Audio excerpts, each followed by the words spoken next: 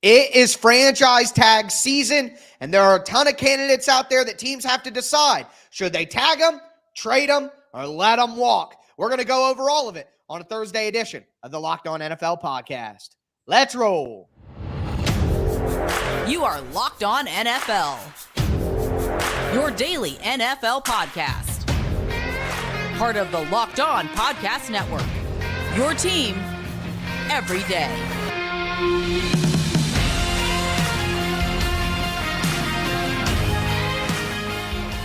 Welcome in to a Thursday edition of the Locked On NFL podcast. I'm one of your hosts, Tyler Rowland, local expert from Locked On Titans, here with my co-host, Alex Clancy, local expert from Locked On Cardinals. Today's episode is brought to you by FanDuel. Make every moment more. Right now, new customers get $150 in bonus bets with any winning $5 bet. That's $150 if your bet wins. Visit FanDuel.com/LockedOn to get started. It is franchise tag season. There are a lot of teams that have decisions to make. We're going to go through all of the big-time franchise tag candidates, say whether their current team should tag them, trade them, or let them walk. Before we get into that, thank you for making Locked On NFL your first listen each and every day. Remember, Monday through Friday, NFL content all year round, always for free. Make sure you get subscribed, stay subscribed. It's your team every day here on the Locked On Podcast Network. But, Alex, we are going to start in the AFC, and there are a lot of good candidates in the AFC as well. We'll start on the right side of the country, the east side, all right? You know what I mean? But looking at the AFC East, Buffalo doesn't really have a lot of good candidates, a lot of low-end defensive players who they're probably going to let walk anyway. The Dolphins, on the other hand, though, do have Christian Wilkins, who has turned into one of the best interior defensive linemen in the NFL. It would make sense for maybe them to keep him around. But again, interior defensive line, it's kind of tough to pay a lot of money at that position. So, Alex, if you were the Dolphins with Christian Wilkins, defensive tackle, would you tag him for 1 year or maybe try to make a long-term deal work after tagging him? Would you trade him if you could, or would you let him walk? I think this is an easy one. They need to figure out how to extend this guy. I mean, he's imperative to their front, obviously. He's one of the best, if not the best, mic'd up guys in the NFL. Whenever you hear he's a silly dude who happens to be 300 pounds and an absolute behemoth. And I feel like, especially for that team, it's imperative that their defense is good.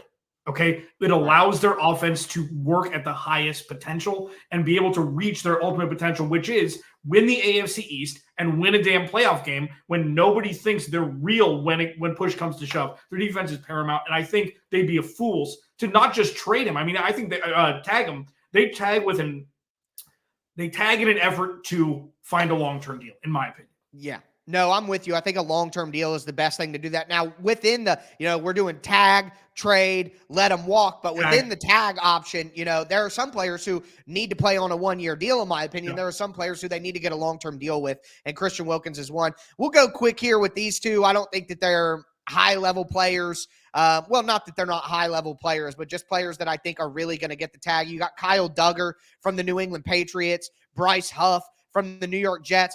On Huff was fantastic last year, and, I think that the Jets should look to keep him around. But they just drafted Will McDonald in the first round, and a tag for defensive end is $23 million. I just think that when you go draft a player like Will McDonald, it's so that you don't re-sign Bryce Huff to a long-term deal, and I think it would be dangerous. So I think they may need to consider letting him walk there. And Kyle Duggar, for me, safety, there are so many good value safeties in this year's free agent class that I just don't think, with where the Patriots are at as a team, needing to kind of overhaul things, I don't think you need to be using your franchise tag on a safety. Yeah, I think the Patriots are going to look very, very different come 2024. And I think you're right. Safety, you're right.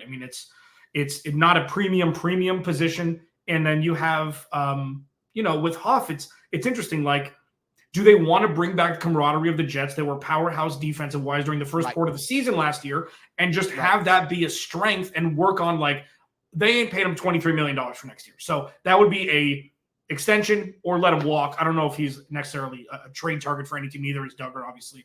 But yeah, I think seem to mirror your sentiments with both of those guys. Right. Now we got some heavy hitters in the AFC North. Justin Madubuike, the defensive tackle for the Baltimore Ravens, Tee Higgins for the Cincinnati Bengals, and really the Steelers and the Browns don't have any real options. So with Tee Higgins and Justin Madubuike, I'm going to go with the Tee Higgins thing. As someone who covers the Titans, Tee Higgins has been a big topic of conversation. I saw a cool trade, Tee Higgins and the 18th pick for number 4.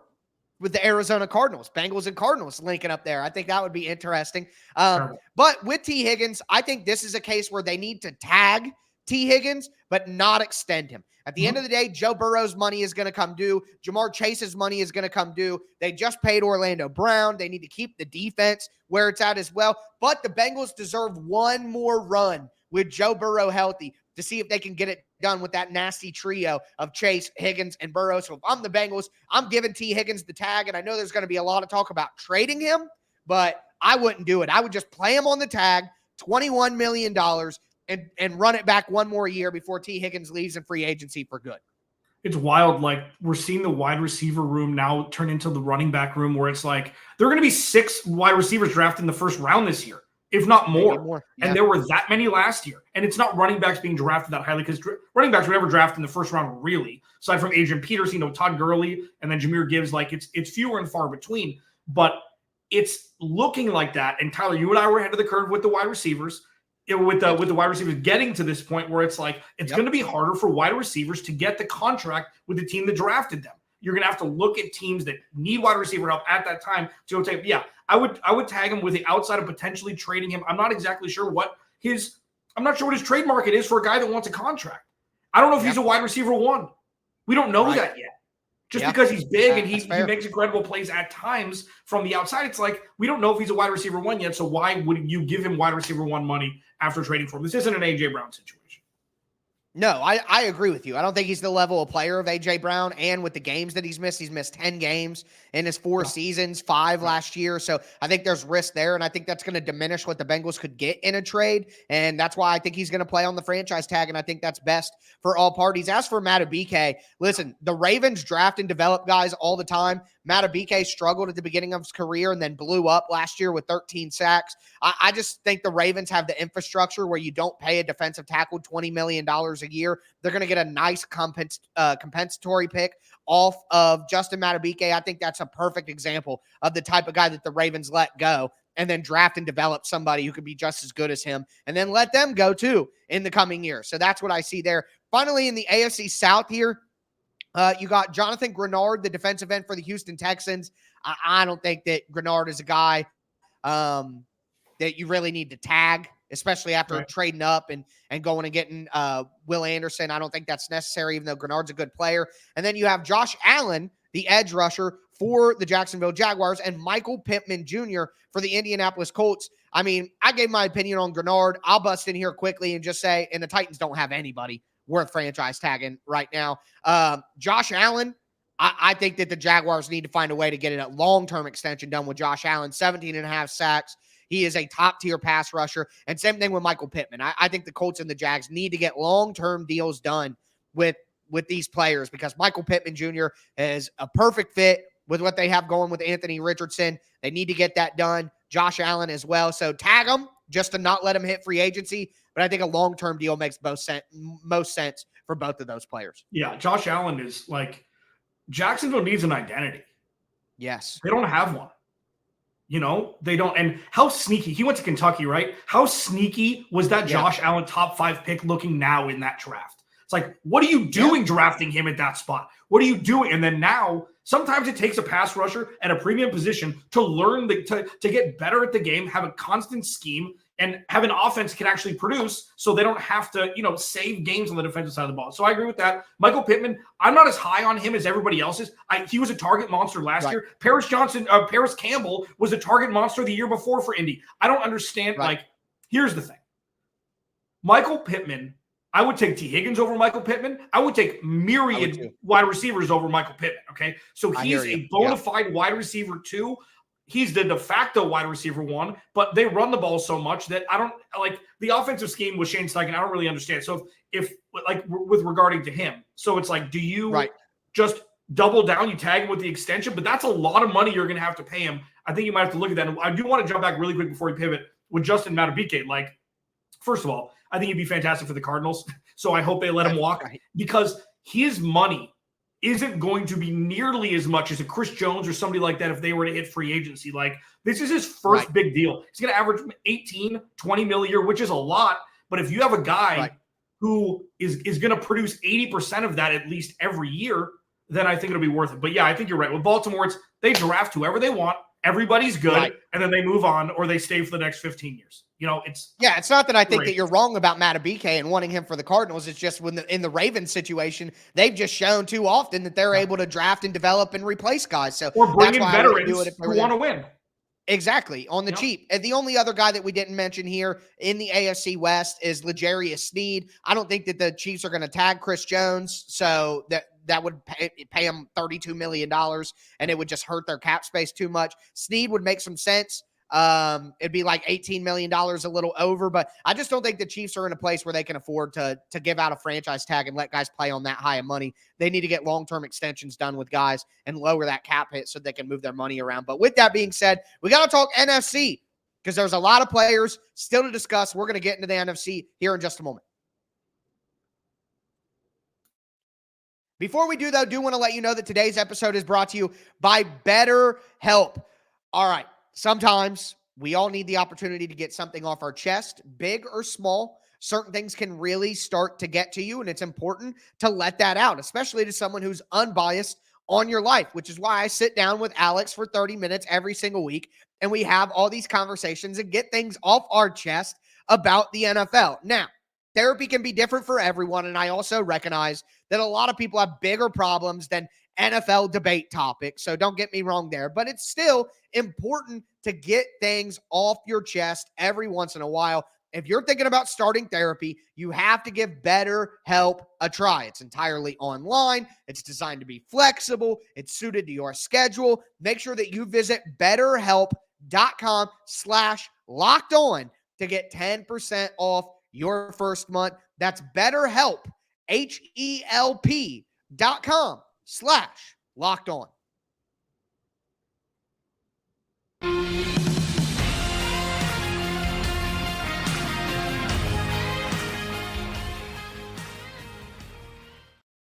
All right, Alex, let's continue a Thursday edition of the Locked On NFL podcast. It is franchise tag season, so we are breaking down franchise tag candidates. We did the AFC. Now it's time to do the NFC. Before we do, want to remind you guys that Locked On has launched the first ever national sports 24/7 streaming channel on YouTube, and it's now also available on Amazon Fire TV in the free Fire TV channels app.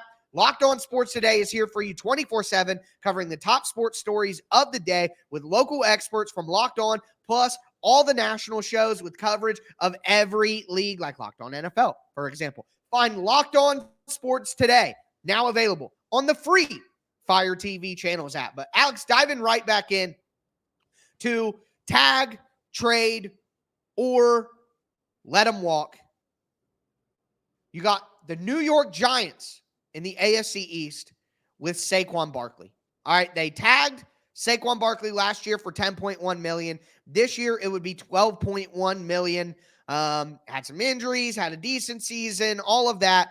What would you do with Saquon? I think the real only options here, because it's a running back, you're probably not going to get a trade off. It's really play him on the tag again or let him walk. What do you think you could get for him? Do you think you can get a third rounder for Saquon still? Yeah, I think probably a low second or a high third. Yeah. You could probably. So with that, I think that tagging him and trading him may be the best option, because you look at it like this, okay? You cannot let him walk. You can't, because that means that you drafted him second overall. It was a failure for the most part. You paid Daniel Jones, and you are further back now than you were. Okay, that's one. Right. Number two, they put a lot of stock into that offensive line. Okay, a lot of that was for Saquon, obviously protecting the quarterback also. So if you move off from Saquon, if you let him walk, you're completely starting over. Then you should trade Daniel Jones. You should do everything. So the Giants, it seems like an easy decision. I know we have a bunch of different names to get to, but Saquon is fascinating because that is the lifeblood of that offense. Their wide receivers are not there yet. Jalen Hyatt has maybe special in him. Wan'Dale Robinson has special in him. They don't have a whole lot besides Saquon. So this is their clear direction for the future, Tyler, what they do with him. And I think you got to be able to get something for him. You cannot let him walk. Yeah, I think the reality here is, like you said, they're too thin at other positions. They need help in the secondary. Xavier McKinney is a free agent there. They need help on the offensive line still. They need major help at wide receiver. You're going to get some of that in the draft, but at the end of the day, I don't think that the Giants I guess we go back to the Lions. Jahmyr Gibbs. All right, you don't take running backs in the first round, but when you have a stacked roster like the Lions, maybe you can afford to do that. You know what I mean? When you're the Giants and you don't have a stacked roster, you cannot afford to give a running back high-priced money. You can't. So I think they let him walk. And there's a ton of running backs on the market this year. So I don't think it's necessary. But if they can get a trade-off, I agree with you. Trade would be the best route. And I think there are teams out there who can afford to do that. So it may be interesting. There aren't really any other options in the NFC East. So we'll move to the NFC North.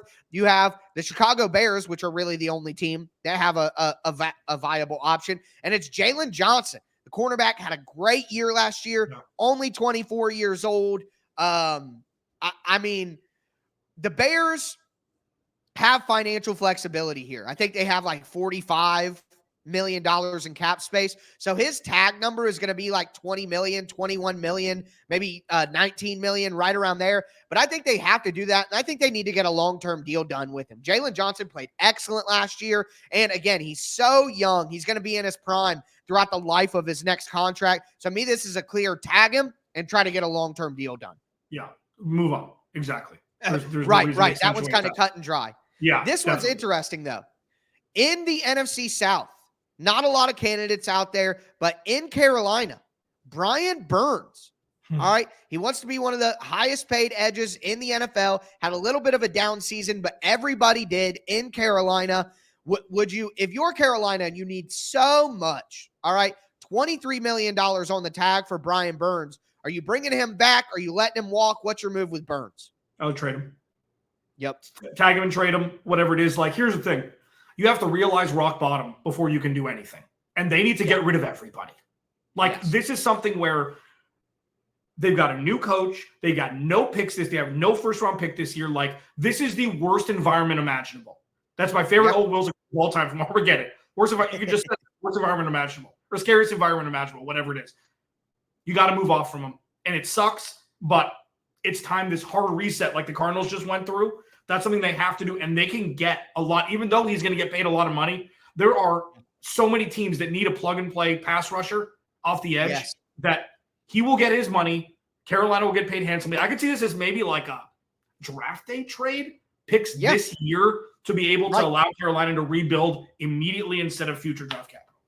No, I'm 100% with you. That I think you're right. I think while Brian Burns is a great player, I think he's a good edge rusher, one of the better ones in the league. Carolina just needs to strip it down to the bolts and restart. And with all they gave up to get Bryce Young last year, this would be an opportunity for them to maybe get some capital back to help themselves rebuild this roster on the fly. So while Brian Burns is a good player in his prime, only 25, deserves the money, I just don't think Carolina is in a place to be the team to give them that money. Antoine Winfield Jr., safety from the Tampa Bay Buccaneers. This is tough. I don't think you want to pay a safety's franchise tag, which is about $17, $18 million. I don't think you want to do that at that position. It's just my philosophy that safety is not an important enough position to pay that price. But I don't think you let Antoine Winfield Jr. go, as you know, he's one of the heartbeats of that team. And if they're going to try to compete again next year, I just don't think that can make any sense. So I think if you're Tampa Bay, you tag him, but you try to get a long-term deal done with him eventually.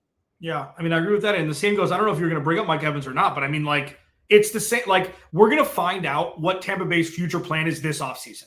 Like, if you're going to let everybody go, then you're going to let everybody go. I think it's going to be all or nothing. I know that obviously you have the gymnastics around the cap. I think they like Baker enough to run it back with him. Maybe draft a quarterback in the third or fourth round if Kyle Trask isn't a guy that you see as a long-term future guy. You know, like, I don't. Antoine Winfield, you're right. He's a heartbeat of this team. So Yes. I feel like it's going to be all or nothing, and I think we're leaning closer to all than nothing for the Bucs. Yeah. No, I'm with you. And I think they're going to go all. I think they're going to be able to get a long-term deal done with Evans. Why would he leave? He's been there for his whole career. He's been productive. One of the most productive receivers of all time. Really, you look at his consistent production year in and year out. I think you got a better chance of getting a deal done with Evans and with Baker Mayfield. Baker wants a home after being moved around so much. Mike Evans has been there for a long time. So I think you use that tag on Winfield to give you some more time to get a long-term deal done there. Yeah.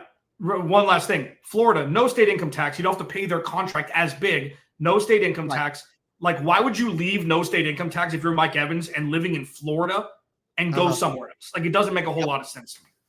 No, I'm with you there. And in the NFC West, there really isn't any logical candidates for any of the teams there. So we'll move on. We got a good conversation saved for you at the end. It's the off season, so you know that Alex brings the heat. Should awards voting happen later than it does? We're going to ask that question and answer that question here in just a moment. Before we do, though, this episode of Locked On NFL Thursday is brought to you by FanDuel. Get buckets with your first bet on FanDuel, America's #1 sportsbook, because right now, new customers get $150 in bonus bets with any winning $5 bet. That's $150 if your bet wins. You can bet on all your favorite NBA players and teams with quick bets, live same-game parlays, exclusive props. Tyler's favorite thing, I do this during my live reads on Locked On Cardinals. Tyler loves same-game parlays. You take $5, do over-unders on a bunch of different things, and you can win a few $100s. Like, it makes things more exciting without breaking the bank, and FanDuel's got you covered with all of it. If you want to bet on Nikola Jokic to win MVPs, now again, the odds-on favorite at minus, I think, 125 to win the MVP. It's just consistent as gravity. FanDuel's got you covered with all of it during the NBA season. Just visit FanDuel.com/lockedon and shoot your shot. FanDuel, official sportsbook partner of the NBA.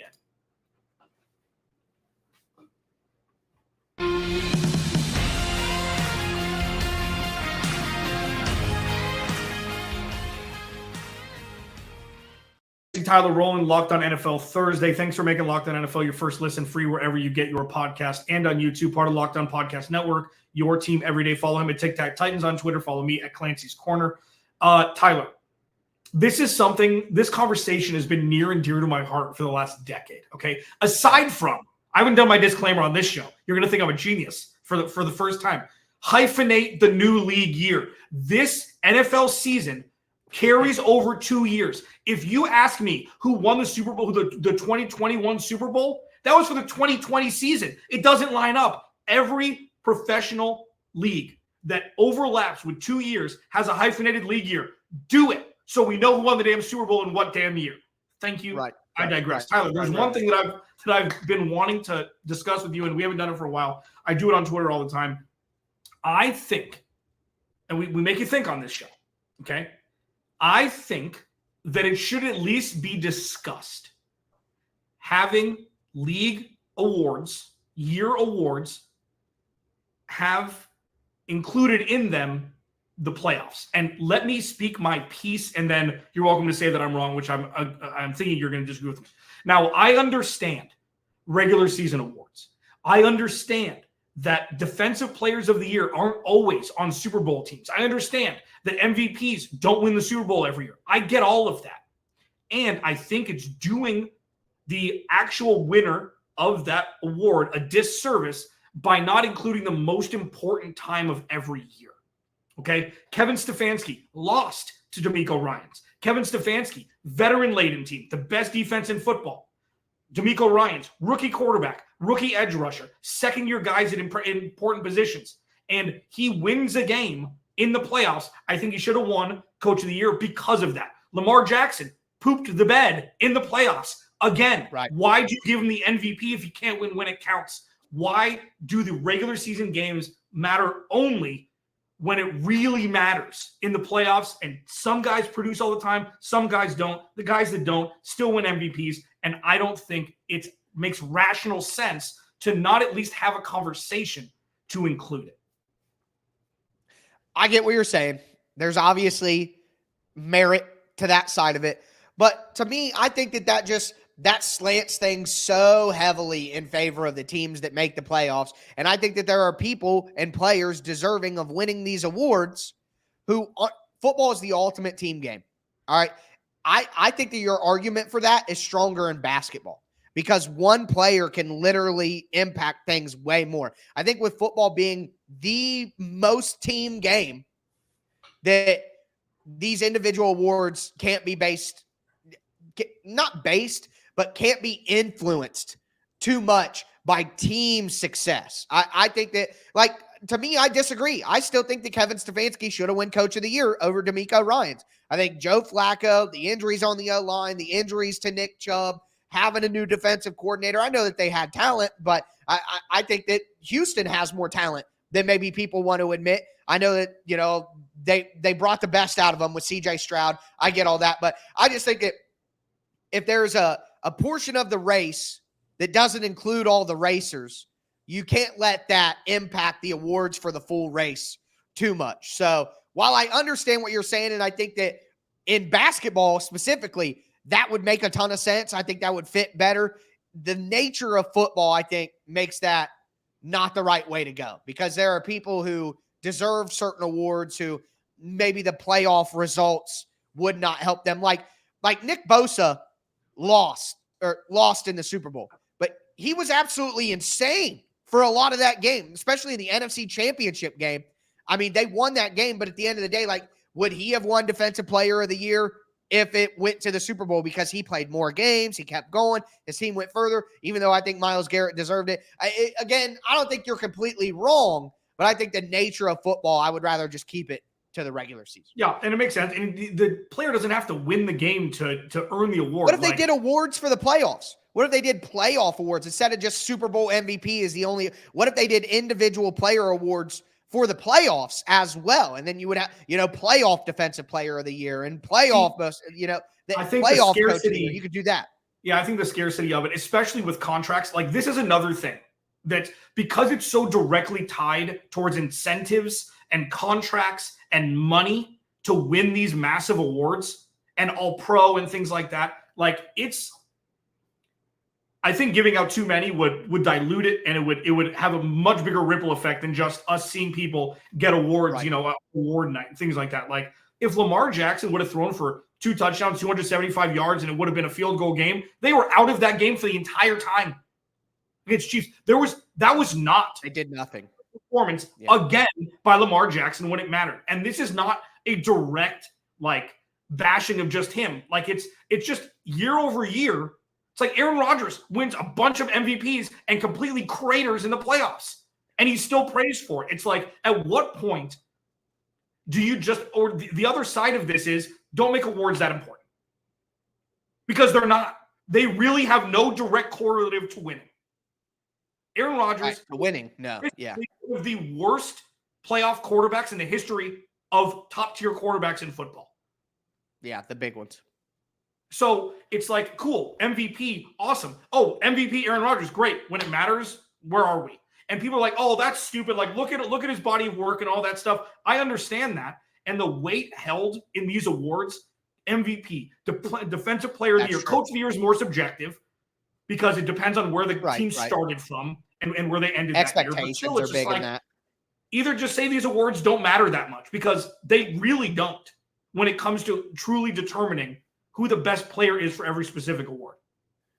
Well, speaking of awards not mattering, Nikola Jokic wins MVP again. He'll tell you himself that nothing matters. The NBA sucks, and he can't wait to go home because he hates the NBA. So, awesome. We're going to leave there before I get on a tangent about all the NBA players hating their own sport. Tired of these international guys who hate the NBA. It's bad for the sport. Anyways, moving right along. I mean, Giannis out there. I don't even watch basketball. Jokic, I'm just at work. I want to go home. Like, it's not good for the sport long term. Anyways, this is Locked On NFL, not Locked On NBA, but Alex gets my brain going. That's why he's so good. And again, he is the host, local expert of Locked On Cardinals. I'm Tyler Rowland, local expert, host of Locked On Titans. As I tell you guys every Thursday, be safe out there and start your weekend early.